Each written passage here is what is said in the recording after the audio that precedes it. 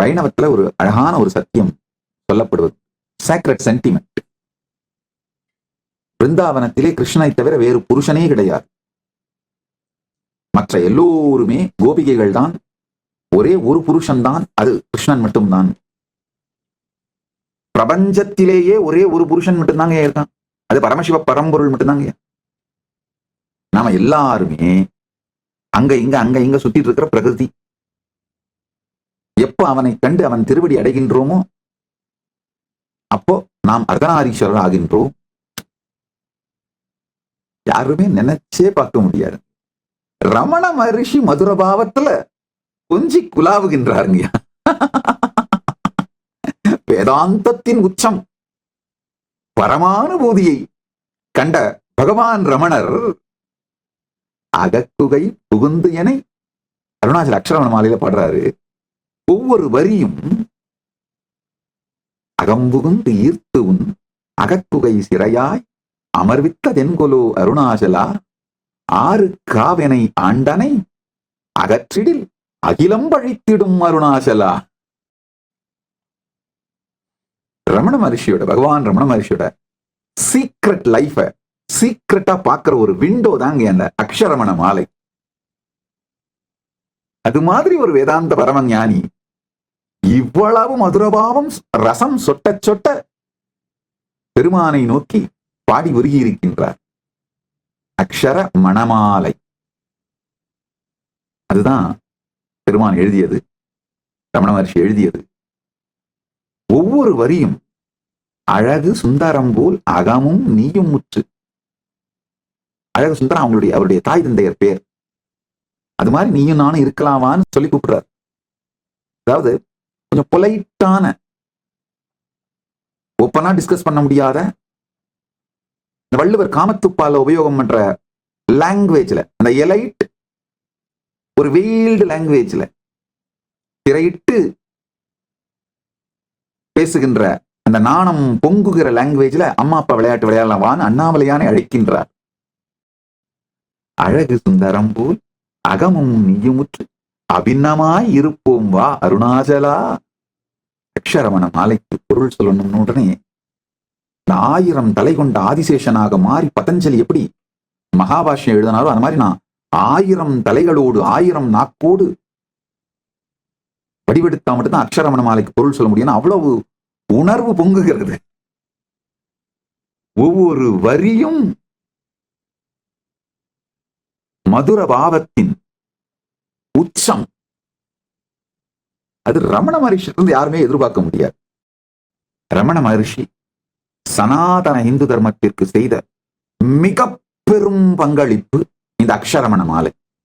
இந்த அக்ஷரமண மாலை இல்லைன்னா இந்நேரம் அவரையும் ஜெய கிருஷ்ணமூர்த்தி ஓஷோவெல்லாம் எப்படி அந்த Max Mullerian Macaulay educated Max Mullerian religious educated left wing liberals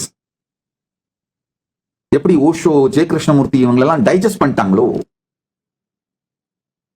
அந்த மாதிரி ரமண மகர்ஷியை டைஜஸ்ட் பண்ண முடியாம ஒரு பரமஞானி தீஸ்டிக் ஸ்டாண்ட் எடுக்கிறது அப்படிங்கிற ட்ரெண்ட ஆழமா செட் பண்ணவர் பகவான் ரமண மகர்ஷி தாங்க.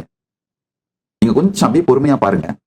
ரமணருக்கு முன்பு பிரிட்டிஷ் இன்வேஷனுக்கு பிறகு இந்தியாவில் உருவான ஞான குருமார்கள், ஞானிகள், ரமணருக்கு முன்பு ரமணருக்கு பின்பு அப்படின்னு பிரிச்சிங்கன்னா அதுக்கு முன்னாடி எல்லாருமே எஸ்பெஷலி இந்த வெஸ்டர்ன் இன்ஃப்ளூயன்ஸ் மெக்கலே எஜுகேஷனை பார்த்தவங்க, மேக்ஸ்முல்லேரியன் ரிலிஜியஸ் எஜுகேஷன் பண்ணவங்க அத்தானா பேரும் லிபரல் அக்னாஸ்டிக் இல்ல ஏத்திஸ்டிக் ஸ்டாண்ட்ஸ் எடுத்து யூனிவர்சாலிட்டி அப்படிங்கிற பேரால சனாதன இந்து தர்மத்தை யாரு வேணா டைஜஸ்ட் பண்ணிட்டு ப்ராடக்டை டைஜஸ்ட் பண்ணிட்டு பிராண்ட் அழிச்சிடுறதுக்கான, பழத்தை பறித்து கொண்டு மரத்தை வெட்டி விடுவதற்கான அந்த ஸ்டாண்ட், அந்த ஸ்ட்ராட்டஜி தான் எடுத்தாங்க.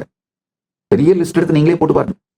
பகவான் தான் ஃபர்ஸ்ட் டைம் பிரிட்டிஷ் இன்வேஷனுக்கு பிறகு உருவான ஞானிகளிலே ஃபர்ஸ்ட் டைம் ஒரு ஞான புருஷன், ஒரு பரம அனுபூதி அடைந்த ஞான குரு தீஸ்டிக் ஸ்டாண்ட் எடுக்கிறது. ஏத்திஸ்டிக்கோ இல்ல அக்னாஸ்டிக் ஸ்டாண்டோ எடுக்காம தீஸ்டிக் ஸ்டாண்ட் எடுக்கிறது ஃபர்ஸ்ட் பகவான் தான் பண்றார். அதுவும் இந்த அக்ஷரமண மாலையில தான் பண்றார். அதுக்கு பிறகு பகவானுக்கு பிறகு வந்தவர்கள் சகல குருமார்களும் போல்டா தீஸ்டிக் ஸ்டாண்ட் எடுக்க ஆரம்பிச்சிட்டாங்க. ராமகிருஷ்ணரே தீஸ்டிக் ஸ்டாண்ட் எடுத்தாலும் பல இடங்கள்ல விவேகானந்தர் அக்னாஸ்டிக் ஸ்டாண்ட் எடுக்கிறாரு. Western influence, Macaulay education, Max Mullerian religious education, இந்த ரெண்டுலயும் அடிபட்டவங்க, அந்த ரெண்டு டாக்ஸினும் டாக்ஸிக் ஐடியாஸ் டாக்ஸின்ஸும் உள்ள போனவங்க அத்தனை பேருமே ஞானமடைந்த பிறகும் liberal left wing strategy, agnostic atheistic ஸ்டாண்ட்ஸே எடுத்துட்டு இருந்தாங்க. அந்த லாங்குவேஜிலே அவங்களை எக்ஸ்பிரஸ் பண்ணிட்டு இருந்தாங்க. ரமண மகர்ஷி அந்த ட்ரெண்டை உடைச்சார். உடைச்சி தீஸ்டிக் ஸ்டாண்ட் எடுக்க ஆரம்பிச்சார். ரமண மகர்ஷிக்கு பின்னாடி வந்தவங்க எல்லாருமே பெரும்பாலானவர்கள் தீஸ்டிக் ஸ்டாண்ட் எடுக்க ஆரம்பிச்சிட்டாங்க. எக்ஸம்ஷன் ஆஃப்கோர்ஸ் ஓஷோ, ஜெய கிருஷ்ணமூர்த்தி ரமண மகர்ஷிக்கு பின்னாடி வந்தவங்க தான். அது ஏதோ காரணத்தினால அவங்க அக்னாஸ்டிக் ஸ்டாண்டே எடுத்துட்டாங்க. பெரும்பாலானவர்கள் தீஸ்டிக் ஸ்டாண்ட் எடுக்கிறது, நான் உட்பட தீஸ்டிக் ஸ்டாண்ட் எடுக்கிறது, அனுபூதிக்கு பிறகு தீஸ்டிக் ஸ்டாண்ட் எடுக்கிறது காரணம் ரமண மகர்ஷி, பகவான் ரமண மகர்ஷி. அதிலும் முக்கியமா இந்த அக்ஷர மணமாலை. பகவானை போய் மதுரபாவத்துல மயக்கி இருக்கிறனா அண்ணாமலையானே உன் பேராண்மை. கிருஷ்ண பக்தர்கள் மதுரபாவத்திலே பாடுவது இது பாரம்பரியம், சம்பிரதாயத்திலேயே இருக்கு. ஏன்னா கிருஷ்ணனே பாகவதத்திலே கோபிகைகளோடு மதுரபாவத்திலே இணைந்து விளையாடி திளைத்த காரணத்துல இந்த சைவத்துல மதுரம் ரொம்ப கம்மி. அதுலயும் அத்வைத சைவத்துல ரொம்ப ரொம்ப கம்மி. ரமண மகர்ஷி மாதிரி பரமஞானி சிவபெருமானோடு, அதுவும் அதாவது inner dialogue, emotional baseline, energetic poster எல்லாமே அருணாச்சலமயமாக பகவானுக்கு மாறிட்டதுனால அவருடைய எமோஷனல் பேஸ்லைனே இந்த மதுர பாவமாக தான் இருந்திருக்குங்க. பெருமானோடு உறவு, அவருடைய எனர்ஜெட்டிக் போஸ்டர் அத்வைத பரமா இருந்திருக்கு. இன்னர் டயலாகும் அத்வைத்தமா தான் இருந்திருக்கு.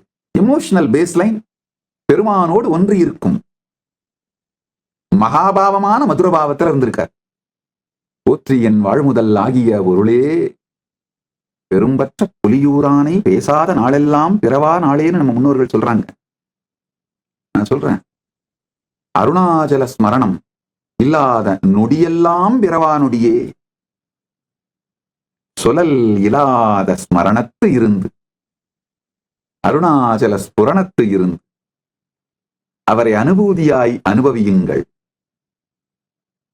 உங்களுடைய inner dialogue, emotional baseline, energetic poster எல்லாம் பரம்பொருளாய், சாட்சிக்கு சாட்சியாய் நிற்கும் சாட்சிநாத பரம்பொருளாய், பிரபஞ்சம் அனைத்திற்கும் பரமசாட்சியாயிருக்கும் ஒரே தனிப்பரம்பொருள் அருணாச்சல கருணாமூர்த்தி பரமசிவ பரம்பொருள்.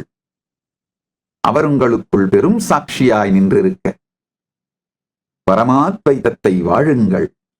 ஆன்மீக சத்தியங்களை உங்களுக்குள்ள மலரச் செய். ஜீவன் முக்தியின் எல்லா பரிமாணங்களையும் மலரச் செய்து ஜீவன் முக்தி சென்டர்டா, மோக்ஷா சென்ட்ரிக் தர்மமும், மோக்ஷா சென்ட்ரிக் அர்த்தம், மோக்ஷா சென்ட்ரிக் காமம் அப்படிங்கிற இனிமையான வாழ்க்கையை உங்களுக்கு வடிவமைச்சு கொடுத்துரும் இந்த பரிவிராஜக வாழ்க்கைங்க. அதனாலதான் பரிவிராஜகம் போங்க. 40 வயசுக்கு கம்மியா இருக்கவங்க, 40 வயசுக்கு குறைஞ்சிருக்கவங்க எல்லாம் தயவு செஞ்சு லைஃபை மிஸ் பண்ணிடாதீங்க. கல்யாணம் பண்ணிக்கிறதுக்கு முன்னாடி 1 வருஷம் பரிவிராஜகம் போங்க. இது உங்கள் வாழ்க்கையில் அடுத்த நிலைக்கு உங்களை கொண்டு சென்று விடும். உடலாலும் மனதாலும் உணர்வாலும் உயிராலும் அடுத்த நிலைக்கு உங்களை கொண்டு சென்று விடும்.